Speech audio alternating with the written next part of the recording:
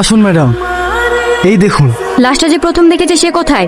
লাশের অবস্থা দেখে ও এখন হসপিটালে ভর্তি আছে। তাই তো দেখছি স্যার। দেখে যে মনে হচ্ছে ওরা 3-4 দিন হয়ে যাবে। ফরেনসিক টিমও তাই বললো। লাশটা উল্টাও তো সূর্য।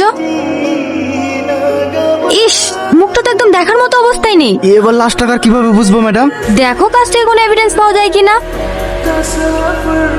ম্যাডাম,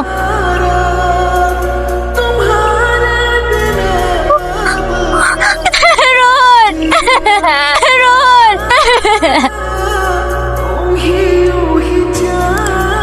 শান্ত হও সাথী, তোমার এখন বাড়িতে থাকা দরকার। আমি নিজেই কেসটা সামলিয়ে নেব। এই কেসটা আমার হাত থেকে কেড়ে নিয়েন না স্যার। কিন্তু তোমার মানসিক অবস্থা তো। প্লিজ স্যার, আমাকে ইনভেস্টিগেশন করতে দিন। ঠিক আছে, তুমি যা ভালো মনে করো, কিন্তু আমিও তোমার সঙ্গে থাকবো। কেন মিথ্যাতে বলছি?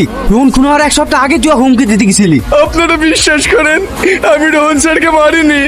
সেদিন তো আমি